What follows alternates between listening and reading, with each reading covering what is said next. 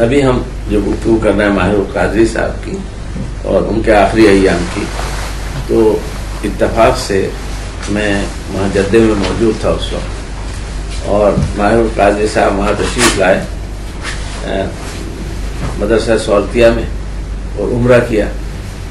تو جب وہ وہاں تشریف لائے تھے تو میں اس وقت وہاں موجود تھا، لیکن ان سے گفتگو نہیں ہو سکی۔ وہ مولانا شمیم صاحب اور دوسرے لوگوں سے گفتگو کر رہے تھے، کیونکہ وہ ہمارے بجان کے اخبار مدینہ بجنور میں اسسٹنٹ ایڈیٹر تھے، اور والد صاحب سے کئی بار ان کا ذکر سنا تھا۔ میں بتانا چاہ رہا تھا اس تعلق کو بھی، لیکن وہ بات ان سے نہیں کہہ سکا۔ تو انہوں نے اس پہ بات کہی کہ عمرے کرنے کے لیے، تو انہوں نے کہا کہ ڈاکٹروں نے منع کیا ہے عمرہ کرنے کے لیے، کہ تو انہوں نے کہا کہ بھائی میں نے ڈاکٹروں سے کہا کہ زیادہ مریض ہو جاؤں گا، تو اس سے اچھی کیا بات ہے۔ پھر کہنے لگے میں تو وہاں پر یہ کہہ کے آیا ہوں کہ بھائی اگر میری موت وہاں پہ ہو جائے تو مجھے وہاں نہ لے جایا جائے، یہیں دفن کیا جائے۔ کس نے کہا ہے؟ ماہر القادری صاحب نے۔ ماہر القادری صاحب نے مدرسہ سولتیہ میں عمرہ کرنے سے پہلے جو ہے مولانا شمیم صاحب سے ملاقات ہے، اور میں وہاں موجود ہوں، تو میں ان سے کوئی بات نہیں کر سکا۔ میری خواہش تھی، کیونکہ ابا جان کے اسسٹنٹ ایڈیٹر تھے، اور ابا جان ان کا ایک اور لطیفہ سناتے تھے کہ ماہر القادری صاحب تھے، جگر صاحب تشریف لائے تھے مدینہ منزل میں۔ جگر صاحب اکثر آتے تھے، لمبا قیام کیا کرتے تھے مدینہ منزل میں۔ تو اس وقت کوئی ایک مشاعرہ تھا، تو ماہر القادری صاحب نے ان سے یہ کہا کہ مشاعرے میں اگر صدارت کسی کو کرنی ہو اور رئیس المتغزلین کا انتخاب کرنا ہو تو آپ کس کو صدارت دیں گے؟ تو انہوں نے کہا حسرت موہانی کو۔ تو پھر کہا اگر وہ نہ ہو تو کہنے پھر میں خود بیٹھ جاؤں گا۔ یہ والد صاحب نے ان کا ماہر القادری صاحب کا لطیفہ سنایا جب وہ اخبار مدینہ بجنور کے۔ تو میں تعارف کرانا چاہتا تھا، لیکن یہ بات بس ہوئی۔ اس کے بعد وہ عمرہ کیا، وہ چلے گئے تھے۔ اب اس میں مشاعرہ وہاں تھا، تو مولانا شمیم صاحب اس میں جا رہے تھے، تو میں نے کہا میں بھی چلتا ہوں۔ تو میں ان کے ساتھ ساتھ گیا، کیونکہ انہیں صوفے کے سامنے بٹھایا گیا، تو میں بھی بیٹھا، اور پھر ان سب شعراء سے بات چیت ہو رہی تھی۔ تو اس وقت کیا انہوں نے ماہر القادری صاحب نے نعت لکھی تھی، جو وہاں سنائی تھی، انہوں نے مولانا شمیم صاحب کے ہاں سنائی تھی، جو اس موقع کے لیے لکھی تھی۔ تو نعت ان کو پر مشاعرہ ختم ہونا تھا ماہر القادری صاحب کی، سنا چکے تھے، وہ کلام سنا چکے تھے، لیکن وہاں بیٹھے ہوئے تھے اس انتظار میں کہ وہ نعت سنائیں گے۔ تو اس میں حفیظ صاحب کا نمبر آ گیا، اور حفیظ صاحب تو بہت جملے باز تھے اور مسخرہ پن بھی تھا ان میں۔ تو وہ یہ سنا رہے تھے غزل، تو سناتے سناتے یہ شعر آیا کہ بہشت میں بھی ملا ہے مجھے عذاب عظیم، بنے ہیں مولوی صاحب وہاں بھی ہمسائے۔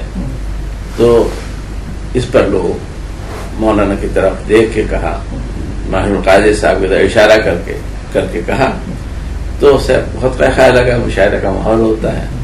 تو ماہر القادری صاحب اٹھ کے آئے مائک پر، انہوں نے فرمایا کہ بھائی آپ غلط جگہ خود آ گئے تھے۔ تو اس پہ پھر اور قہقہ لگا، اور ماہر القادری صاحب پہ بیٹھے خود بھی قہقہ لگاتے ہوئے، اور یہ کہتے یہ جاؤ ہو جا۔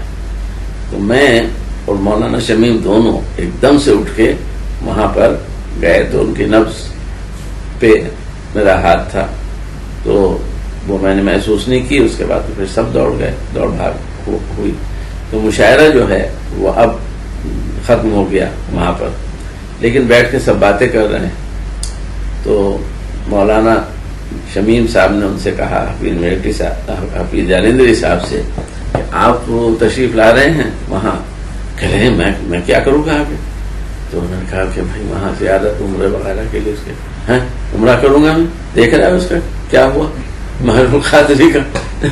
تو یہ بات جو تھی انہوں نے وہ مسخرے پن میں، کیونکہ یہ جو رہتے تھے وہاں پر قرول باغ میں بہت بڑی کوٹھی تھی جس کا نام فردوس تھا، اس کوٹھی میں حفیظ دلی میں رہتے تھے خرول باغ میں، لیکن میں کہہ رہا ہوں مولانا سلیم صاحب، مولانا شمیم صاحب کے والد اور مدرسہ سولتیہ کے محتویم یہ وہاں رہتے تھے، اور مولانا شمیم صاحب اس وقت جو تھے وہ درجہ 5 میں پڑھ رہے تھے اور ہم درجہ 2 میں پڑھ رہے تھے جامعہ ملیہ کے، اور ابا جان ندائے حرم کے ایڈیٹر تھے، اور وہیں پر ندوۃ المصنفین کا آفس تھا ذرا سا ہٹ کے۔ اچھا، نداء الحرم کے مصنف مدیر آپ کے والد جو تھے؟ والد صاحب جی اس زمانے میں جی، یہ بات ہم کر رہے ہیں شاید 40s کی کر رہے ہیں۔ وہ فائل دیکھنی پڑے گی کیونکہ میں نے اس مرتبہ بھٹکل میں وہ فائل دیکھی۔ ہاں 40s کی بات کر رہے ہیں۔ تو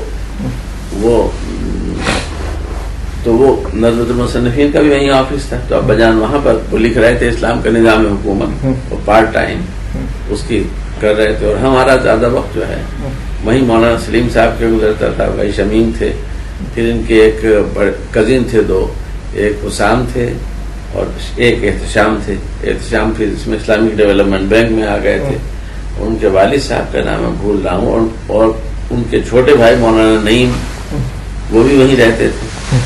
مولانا نعیم صاحب جو ہیں آپ جانتے ہوں، یہ مولانا نعیم کے بیٹے سعدی، جن کی ماشاءاللہ انہوں نے بہت بلڈنگیں وغیرہ بنائی وہاں مکے میں، اور شیخ الحدیث صاحب وہیں قیام فرماتے تھے۔ کہاں پر؟ مکے میں۔ ہاں، اور انہی کے گھر ان کا انتقال ہوا، جو گھر تھا، کیونکہ وہ ایک پوری کوٹھی ان کو دے دیتے تھے، پورا فلور دے دیتے تھے، ان کے ساتھ تو لوگ آتے تھے اور وہ ٹھہرتے بھی اسی میں تھے، ان کے مریدین۔ جو سعدی جو تھے یہ فرسٹ کزن تھے ان کے مولانا شمیم صاحب، تو ان کی کوٹھی تھی، اس کوٹھی کے پیچھے سڑک تھی، اس سڑک پر حفیظ جالندری کی کوٹھی تھی۔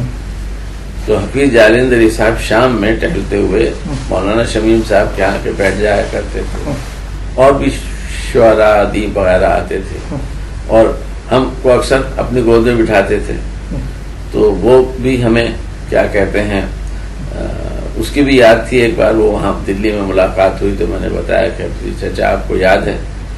تو کہنے ہاں بیٹا یاد ہے، تم تو بہت کیا کہتے ہیں خوبصورت لگ رہے ہو، سرخ سفید ہو۔